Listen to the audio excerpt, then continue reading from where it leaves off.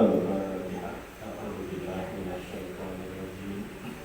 Bismillahirrahmanirrahim. Alhamdulillahirabbil alamin. Ar-Rahmanir Rahim. Maliki yaumiddin. Iyyaka na'budu wa iyyaka nasta'in. Ihdinas siratal mustaqim. Shiratal ladzina an'amta 'alaihim ghairil maghdubi 'alaihim waladdallin.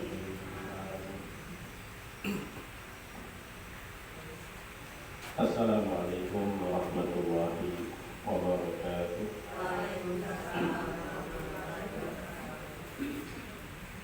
Bismillahirrahmanirrahim. Alhamdulillah wa bihi nasta'in. Wassalatu wassalamu ala sayyidina Muhammadin wa ala alihi wa ashabihi ajma'in. Amma ba'd. Pertama-tama mari kita sama-sama panjatkan puji dan syukur kepada Allah dengan mengucapkan Alhamdulillahirabbil alamin.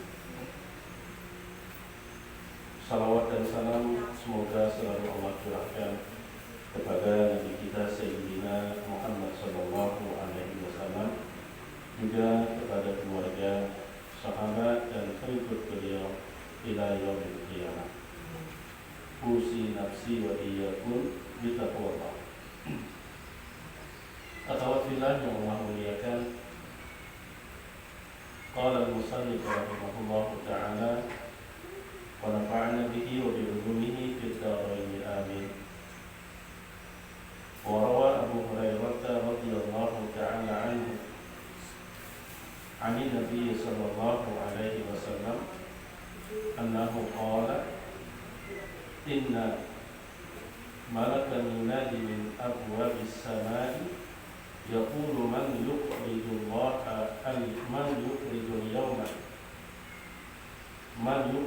yawma yajid badan wa malakan akhara yunadi ya ma'syara bani adam liduril mauti wa banuril haram. Sayyiduna Abu Hurairah radhiyallahu anhu meriwayatkan dari Nabi sallallahu alaihi wasallam bahwasanya Rasulullah bersabda, sesungguhnya ada seorang malaikat berseru melalui pintu-pintu langit. Jika kalau kita bayangkan kayak kita kepalanya menjamuk tilawah, itu kalau kita umpamakan ya. Apa seruan malaikat tersebut? Man yukhrijul yawma yajid badan. Barang siapa yang hari ini, barang siapa di dunia ini menghutangi Allah Ta'ala, dia pasti akan mendapatkan bayarannya nanti besok pada hari kiamat. Aku menghutangi Allah Ta'ala juga. Menghutangi manusia belum tentu bayarnya. Ya Allah, menghutangi manusia, menghutang lama guru kita dirayunya.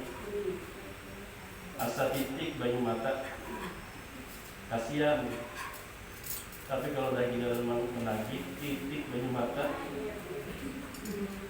rasa menyesal menghutangi dulu. Nah, itu kalau kita menghutangi dengan manusia. Tapi kalau kita menghutangi Allah Ta'ala, maka pasti dibayar, dan bayarannya pasti memuaskan hati kita.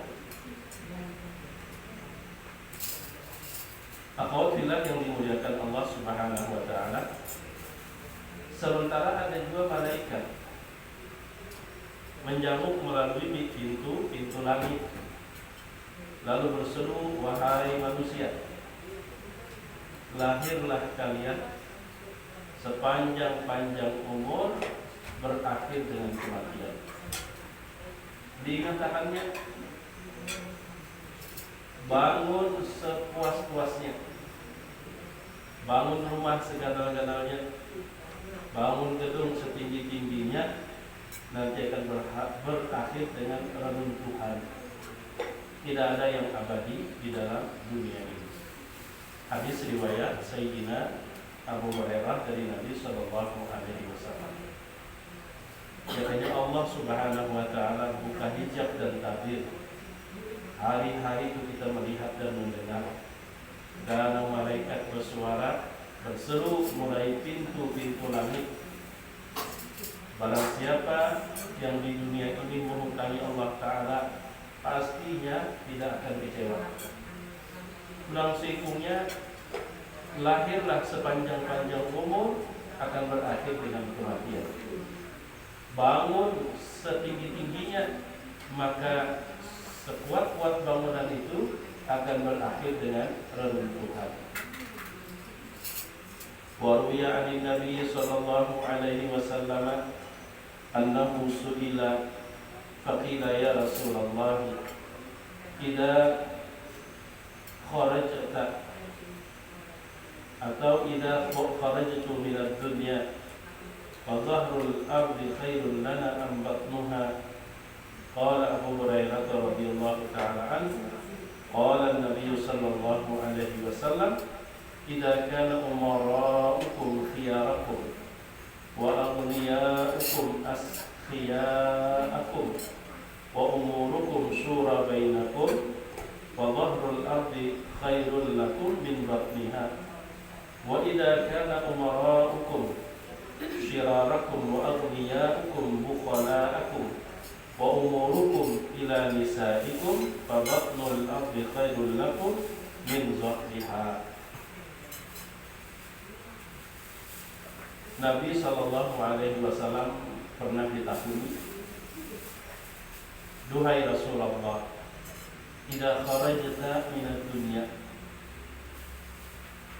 wayah yang masih hidup, maka dunia bagi kami adalah lebih baik, hidup bagi kami lebih baik daripada mati. Kenapa? Karena Rasul masih berada di alam dunia. Sahabat sepakat, ya Rasulullah, selama engkau masih hidup, bagi kami hidup adalah yang terbaik, karena bersama dengan Rasul Sallallahu Alaihi Wasallam.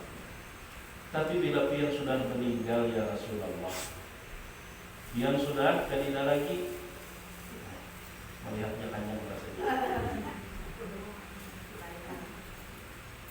Padahalnya aksesoris juga bagi ulun, bagi pian kawan, bagi ulun mau makan, wah ini kada benar ceramahnya. Ujung-ujungnya mah ada untung juga, pun pian kada apa-apa, sambil makan tidak ada masalah. Jadi pemanis mantap dulu kawan. Ya Rasulullah, amun pian sudah meninggal dunia ya Rasul, pian sudah tidak ada lagi bersama kami ya Rasulullah. Menurut pian, kami ini lebih baik hidup atau lebih baik mati ya Rasulullah? Lebih baik hidup kah atau lebih baik mati ya Rasulullah? Pun pian sudah tidak. Amunnya laki betapa lawan bini penyarukan pulang jangan bini pian lebih baik mati itu sarik lah di kata sarik. Ya Rasulullah, bila pian sudah meninggal dunia kena, sebenarnya menurut pian ulun kami ini lebih baik hidup atau lebih baik mati? Lalu Sayyidina Abu Hurairah radhiyallahu an menceritakan jawaban Nabi. Apa ujar Nabi sallallahu alaihi wasallam? Apabila nang memimpin kalian itu orang-orang yang terbaik, jujur, adil, memperjuangkan kesejahteraan rakyatnya. Jadi ujar Nabi, apabila pemimpin-pemimpin yang memimpin kalian itu orang-orang terbaik, dan apabila orang-orang kaya masih pemurah, dan apabila segala urusan itu diputuskan bermusyawarah, nah bilanya itu yang terjadi, maka hidup itu lebih baik daripada mati. Jadi bila punya pemimpin yang baik, orang-orang kaya yang masih peduli, orang-orang sugih nang pemurah, setiap ada masalah diputuskan dengan bermusyawarah, bukan mengawasi kehendak seorang. Maka bila itu yang terjadi dan yang pian-pian rasakan, hidup lebih baik daripada mati. Tapi kalau sebaliknya, apabila yang memimpin kalian orang-orang zalim, yang menjadi pemimpin orang-orang kada baik, tambahnya pula orang sugih, sudah mulai pelit dan engken. Orang kaya sudah tidak lagi peduli dengan orang-orang lemah, dan kemudian urusan perkara di tangan beginian, ampun maaf, tulisannya nanti itu pernah menyiapkan tidak terima menurut beginian perempuan barang. Kalau kada terima juga wanita. Fabatnul ardi khairun lakum min zahriha. Mun diandai-andai lebih baik di dalam perut bumi kah atau di atas permukaan bumi? Lebih baik di dalam perut bumi. Bila yang menjadi pemimpin orang yang zalim, bila orang-orang kaya sudah tidak lagi peduli dan menghiraukan dengan orang-orang yang miskin, dan bila segala urusan diserahkan ke tangan perempuan, maka mati lebih baik daripada itu. Jangankan seperti itulah, ke pasarnya urusan di tangan perempuan, yang subhanallah. Tunjuk berai, itu yang paling ditakuti oleh setiap suami. Ada lawan telunjuk Pak. Jadi sebenarnya begini, Rasul Shallallahu Alaihi Wasallam bersabda, la yuflihu qaumun walau amrahum imra'atan. Tidak akan beruntung suatu kaum kalau mereka serahkan urusannya kepada imra'atan, perempuan. Mohon jangan tersinggung dulu sebelum ulun jelaskan. Sebelum ulun jelaskan, mohon tidak tersinggung. Nabi Shallallahu Alaihi Wasallam juga bersabda bahwa innahunna naqisatu aqlin wa dinin. Perempuan-perempuan itu akalnya kurang dan agamanya kurang. Mohon jangan tersinggung. Mohon jangan tersinggung. Sama bila ulun berucap, kalau kita hendak masuk ke dalam WC, maka seharusnya batis kanan yang dibudiakan. Kiri didahulukan kan? Tapi ketika mendengar mohon batis kanan yang jangan itu belum tentu. Halo, belum tentu. Di dalam Al-Quran surah An-Nisa ayat 34, Allah berfirman, A'udzu billahi minasyaitonir rajim. Ar-rijalu qawwamuna 'alan nisa'i bima faddala Allahu ba'dahum 'ala ba'd wa bima anfaqu min amwalihim. Fas-salihatu qanitatun hafizatun lil ghaibi bima hafizallah. Al-ayat. Laki-laki itu qawwamuna 'alan nisa. Qawwamuna 'alan nisa. Laki-laki itu pemimpin. Kenapa Allah tunjuk laki-laki sebagai pemimpin? Bima faddalallahu ba'dahum 'ala ba'd. Karena laki-laki Allah berikan kelebihan yang tidak dimiliki perempuan, sebagaimana perempuan juga punya kelebihan yang tidak diberikan kepada laki-laki. Dan dalam memimpin persoalan perkara yang bersifat menyangkut hajat orang banyak, ini berhubungan dengan kelebihan yang Allah berikan kepada laki-laki. Sekiranya berkaitan dengan kelebihan yang Allah berikan kepada perempuan, maka Allah akan mengatakan perempuanlah yang menjadi pemimpin. Apa kelebihan tersebut? Kalau menghadapi masalah, perempuan itu lebih menonjol perasaan. Dia perasaannya lebih dari laki-laki, halus perasaan. Sedangkan persoalan-persoalan yang serius dan genting itu lebih tepat dihadapi dengan akal yang sehat. Bukan perempuan tidak punya akal sehat. Banyak perempuan itu yang lebih pintar sekolah, profesor, doktor, bahkan ada yang hafal Quran, banyak. Tapi kenapa pada saat memimpin maka nang disuruh laki-laki? Karena dalam menghadapi masalah, terutama yang berhubungan dengan masalah kemanusiaan, masalah kejahatan, masalah penganiayaan, pada saat itu tidak boleh memutuskan berdasarkan perasaan. Harus betul-betul menjadi kita tuh murni, hukum hitam putih. Nyebut ini ya, banyak dipusut-pusut, lamah diturut, bah dirayu-rayu, bah diambung-ambung, bah disanjung-sanjung, lului ke kalung dia. Selebihnya, apalagi umpama menghadapi kasus penjahat itu pandai berakting, lalu marah ke hati lo, paras hati langsung. Nah, begitu juga dalam rumah tangga. Kadang menghadapi masalah yang perlu berpikir keras, perlu ketegaran, perlu mengesampingkan perasaan. Dan pada saat itu yang lebih cocok adalah sosok yang bernama laki-laki. Sosok yang bernama laki-laki. Jadi bukan berarti perempuan itu kurang akalnya, kada, kebanyakan perasaan. Sehingga pada saat menghadapi situasi tertentu yang lebih menonjol perasaan. Lebih menonjol perasaan. Ulun aja merasa bila sudah anak menjangki anak ke al-falah, antara cara berpikir laki-laki dengan perempuan itu beda. Mamanya bermasalah, persiapan itu.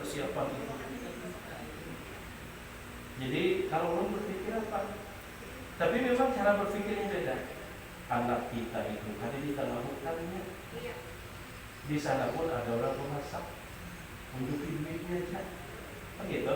Tunjukin duitnya. Di sana orang ada memasak, di sana ada warung, di sana orang merami juga. Itu kan cara berpikir laki-laki. Simple. Kalau perempuan lawas kadang merasakan anak makanan masakan seorang lah, ini dan itu, yang pada akhirnya apa? Rencana pulang jam 1 jadi jam 2, jadi jam 3. Itu sudah umum seperti itu. Kadang juga belum disiki anak kita itu di sana sekolah bukan piknikan, kan gitu. Tapi kenapa itu disalahkan perempuan? Karena mensikapi dengan perasaan, rasa kangen, rasa rindu, rasa ini dan sebagainya, sehingga menimbulkan kadakaruan rasa, kebanyakan rasa lalu kadakaruan rasa. Itu contoh yang sederhana. Contoh yang sederhana. Termasuk ya, umpama hendak pulang kampung, kalau lelaki yang simpel, bawa duitnya aja. Kalau beginian membawakan pisang, membawakan begini. Padahal di sana banyak ya pisang begini, di sana banyak. Malah yang terjadi apa? Over capacity. Apalagi naik pesawat ya, berat timbangan. Tapi kadang kalau kita menyalahkan perempuan kan, ini perasaan, rasa kangen, rasa pada bahasa itulah. Nang kaya di sana kada dalam orang berjuang gitu, hakul uyuh karena perasaan. Kada kau disalahkan. Nah, dalam menghadapi masalah-masalah tertentu, maka yang lebih tepat bukan perasaan, karena itulah dalam hal tersebut laki-laki yang mendominasi. Laki-laki yang mendominasi. Makanya masing-masing punya bidang. Jadi kalau Nabi mengatakan perempuan itu akalnya kurang, bukan akalnya kurang, perasaannya kebanyakan. Lalu terlihat sedikit perlu beri contoh. Si A diisi hutang 1 juta. Diisi hutang 1 juta, dapat duit 1.500.000. Kalau melihat dari 1 jutanya banyak, tapi kalau hutang 500 jadi sedikit. CB penghasilan 800 ketika diisi hutang. Kelihatannya dari lebih besar 1 juta kok daripada 800. Tapi ketika dilihat dari hutang terbanyak penghasilan sewa 800 pada 1 juta. Begitu logikanya. Jadi kalau Nabi mengatakan babinian itu terlihat sedikit akalnya, bukan karena akal, karena terlalu besar perasaannya. Terlalu besar perasaannya. Dan itu membuat perempuan itu unggul, otaknya berangkat. Ini dalam otak tuh kayak kamar-kamar dia, memikir dapur, memikir apa macam-macam lah, memikir. Kalau lelaki yang kamar bila satu tukang, itu lelaki. Makanya kalau di jalan drifting ke kanan belok ke kiri itu kelebihan perempuan itu. Itu kelebihannya bukan kekurangan. Itu menandakan otaknya itu sanggup menampung banyak hal. Kenapa? Karena memang perempuan itu lebih banyak bermainnya di perasaan, bukan di otak atau di logika. Ibu-ibu yang dimuliakan Allah. Jadi ketika Nabi mengatakan perempuan itu terlihat sedikit akalnya, bukan karena akal, tapi karena terlalu banyak perasaannya. Terlalu banyak perasaannya. Kalau laki-laki itu simpel. Ke pasar pun juga sama, bilanya menawar sekian, ada duitnya rasa cukup sudah. Kalau perempuan kan karena perasaan, maka kadang-kadang di luar akal. Tawar di sini, ada selisih 500. Ada cucuk, sini pulang, sepasaran kuliling terbuli ke situ ujungnya. Gua jalan mengamu yuk. Laki menghadang di kendaraan panas, hati menggunung sudah. Padahal ujung-ujungnya sepasaran terbuli sama harga berangkat, ujung-ujungnya situ jualan.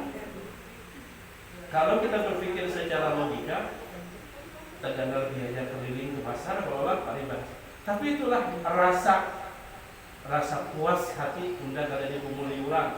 Nah itu kan rasa aman, rasa kada didustai orang. Kenapa? Sudah sepasaran ditakuni harganya memang segitu. Mun lelakian kan berapa cil sekian. Kawakah kurang, kawai sedikit sekian. Kawakah lagi habis sudah pakai segitu sudah. Bayari dan dibeli.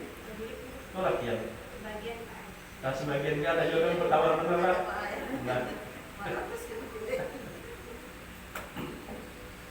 Nah kemudian kenapa perempuan itu agamanya kurang? Sebenarnya kan kasat mata.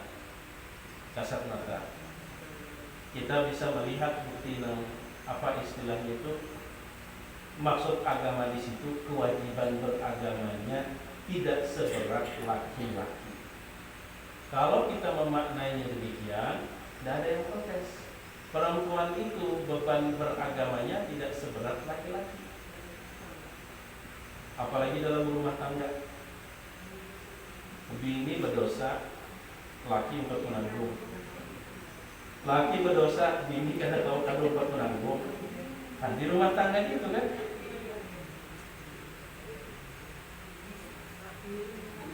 Bini tahu menggawi dosa maksiat, lakinya umpat menanggung dosanya juga. Karena apa? Ikam wahai suami mesti memimpinnya dengan baik. Inya tersalah, nyawa bertanggung jawab juga atas kesalahannya. Tapi kalau suami yang melakukan dosa atau kesalahan, istri lepas dari tuntutan. Nyaman kelak. Jadi kewajiban beragama perempuan itu tidak seberat laki-laki. Tidak seberat laki-laki. Maka daripada itu lalu kemudian kenapa istri disuruh taat kepada suami? Karena suami bertanggung jawab. Tapi kalau suami taat kepada istri itu karena istrinya wali. Istrinya wali.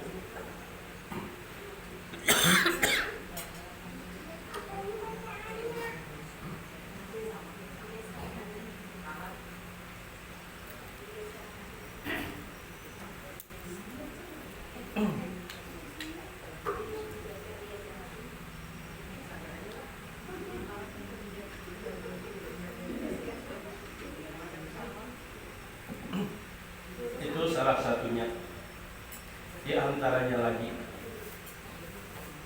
kalau dalam hal sholat berjamaah,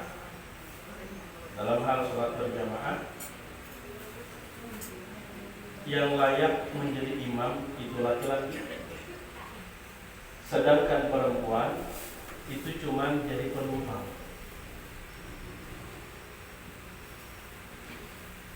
Kalau kita bawa mobil, nyaman menyupir kan, nyaman jadi penumpang.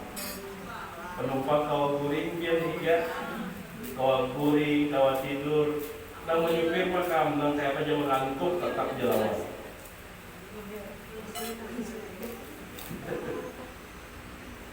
Kan nyamannya sudah.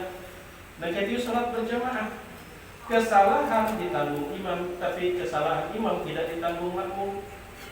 Kesalahan imam tidak ditanggung makmum, tapi kesalahan makmum, kekurangan makmum itu sudah di-handle dan ditanggung oleh imam.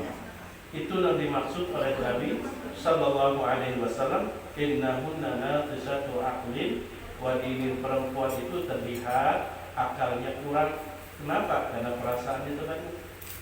Perempuan itu terlihat kurang dalam beragama. Kenapa? Karena memang beban kewajiban beragamanya tidak seberat laki-laki.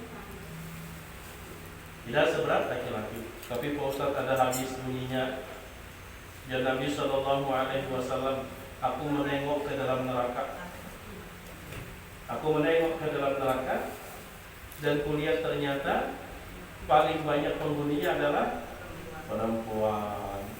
Maka hadis itu jangan dipahami sepihak.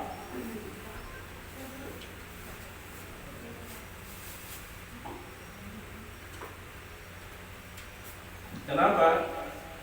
Karena memang jumlah perempuan banyak.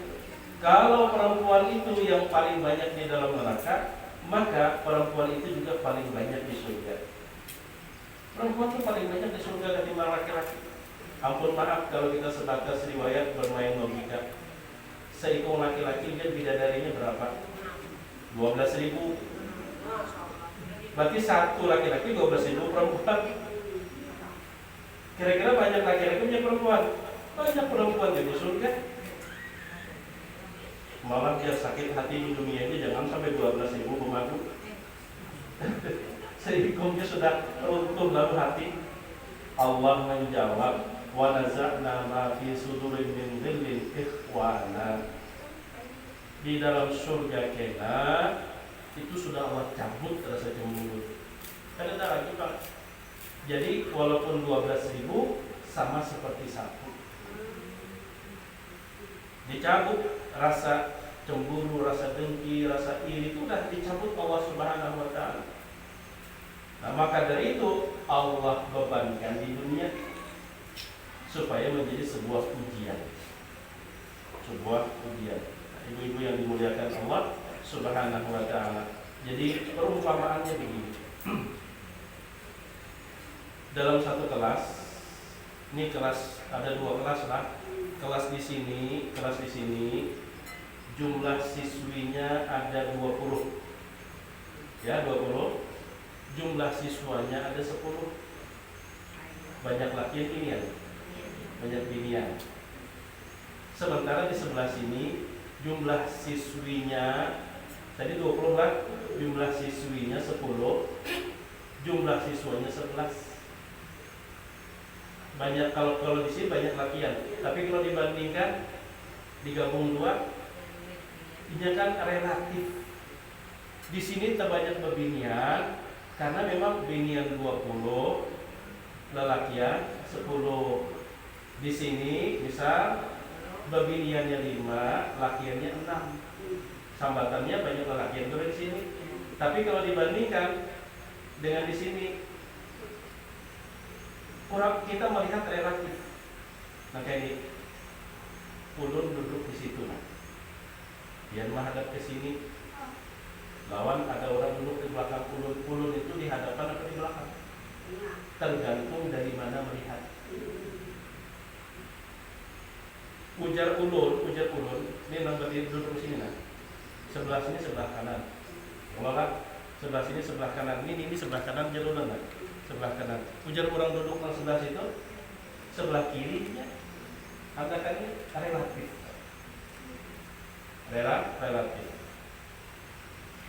Kami di sekolahan banyak pembinian dia. Sekolah apa dulu dia? Ternyata sekolahnya jurusan boga. Tapi di umpama di alat berat, kami di sini banyak lelakian. Ya kenapa? Memang itu lebih cocok buat laki-laki. Jadi muridnya lebih banyak laki-laki. Relatif. Jadi kalau ada hadis mengatakan perempuan itu lebih banyak di dalam neraka, juga perempuan lebih banyak di dalam surga. Kenapa? Karena memang jumlahnya banyak. Banyak. Ibu-ibu yang dimuliakan Allah Subhanahu wa taala, dari kepada perempuan ini juga. Karena memang dalam ruangan ini laki-laki cuma bertiga.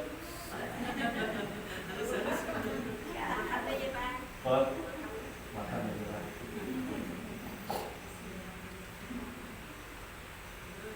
Jadi ujar Nabi Sallallahu Alaihi Wasallam, apabila pemimpinnya sudah kada baik, apabila orang-orang kaya sudah pada pelit, kada peduli lagi dengan orang sekitarnya, apabila segala urusan itu diserahkan ke tangan pemimpinnya, dah antara hidup lawan mati lebih baik mati aja sudah. Kada ada lagi apa istilahnya itu, kelelakian itu terapa dalam lagu itu kan? Ada lagu terinjak-injak kelelakian. Lawan pula perempuan kalau berpikirnya keliru, dia akan menggugat. Nyamannya aja. Laki yang jangan dapat pahala jadi imam sholat. Padahal bacaannya nang hafal 2 surah wajibnya Qul dan Qul ya ayyuhal kafirun, dia nang hafal. Ada perempuan yang hafal 30 juz, bacaannya bagus, alim pula. Kenapa ini kata kawan? Persoalannya cara berpikir laki-laki perempuan beda. Termasuk nyamannya berbinian, nyamannya lelakian, berminyak harum boleh, sedangkan berbinian ditamati keluar rumah berminyak harum. Persoalannya penciuman laki perempuan beda. Kalau umpama imam laki-laki, makmum perempuan, sesespek apapun si laki-laki, bila ruku dan sujud, perempuan tetap waras pikirannya melihat lelaki yang bertumbuh di muka. Waras masih berbinian karena berpikir apa-apa. Tapi kalau berbinian dan jadi imam, ulun tidak sanggup bersurang jadi makmumnya. Lebih baik berpajamnya lah karena melihat. Maka demi melindungi perempuan di belakangnya supaya tidak jadi kita tuh terlecehkan. Jadi menyelamatkan aturan itu buat perempuan. Nah itu dia minyak harum. Kalau berbinian mencium wangi laki-laki, paling dalam pikirannya mereknya apa, nukar di mana, larang kan murah kan. Nyaman ya baunya, itu kalau penciuman perempuan. Tapi kalau laki-laki mencium aroma perempuan, pikirannya sudah dalam kamar, udah konslet. Makanya ditaati demi menjaga keselamatan perempuan setidaknya dari pikiran mesum. Itulah aturan, mun kita memahaminya seperti itu. Baik, kita kembali ke kitab Tanbihul Ghafilin.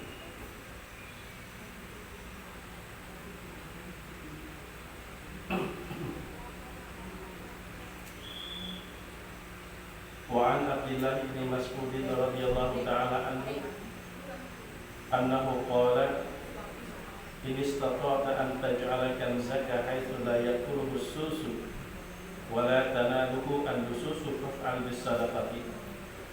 Dari Sayyidina Abdullah bin Mas'ud radhiyallahu ta'ala anhu bahwasanya Sayyidina Abdullah bin Mas'ud berkata, muntian kawara menjadikan harta benda kekayaan tiang itu tersimpan sekira-kira kada dimakan gagak dan tidak dicuntan oleh mani, lakukan. Kayak caranya sedekah. Itu kadang bakalan makan gagal. Ulun rasa yang sempat melihat kalau yang aktif di sosmed, kurang dapat duit buat kantong plastik di bawah rumah dalam. Mata kurang. Orangnya meninggal udah.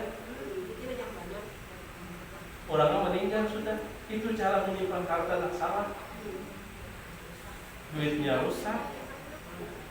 Lalu di sisi Allah apakah tidak ada tuntutan? Tetap ada penghitungan.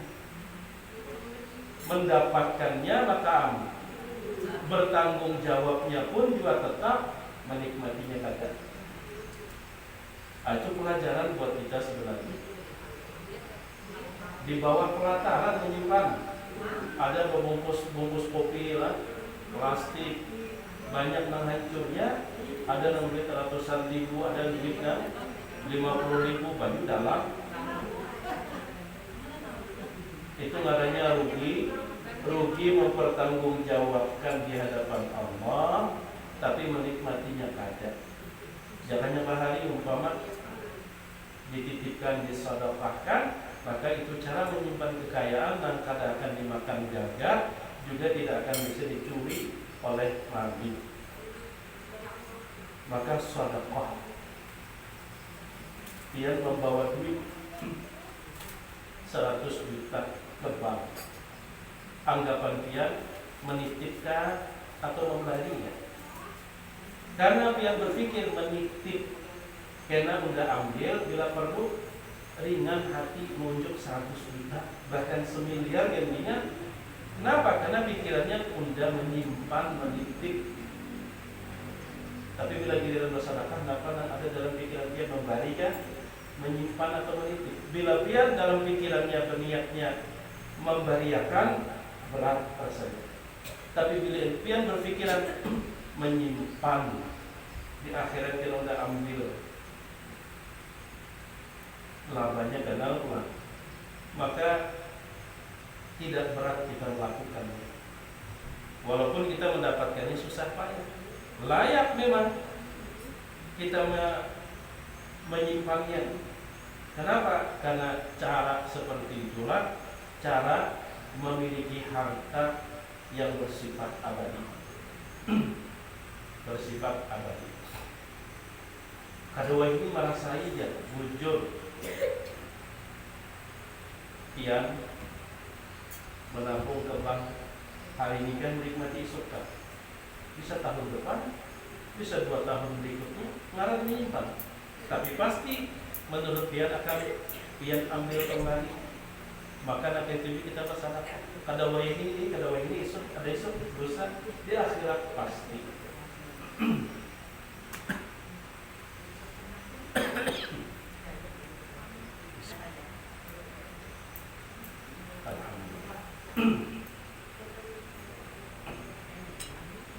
Wa ruya an-nabi sallallahu alaihi wasallam annahu qala man adda az-zakata wa qarra ad-dayfa wa adda al-amanata faqad waqa syuhha nafsihi, ya'ni dafa'an bukra an nafsihi.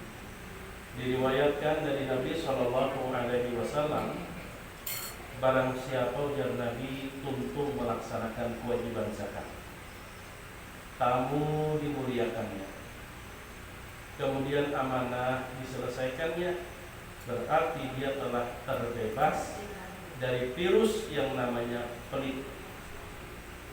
Berarti terbebas sudah, zakat selesaikan, kemudian tamu muliakan, kemudian amanah selesaikan, berarti udah sempurna, terbebas dari segala bentuk sifat pelit.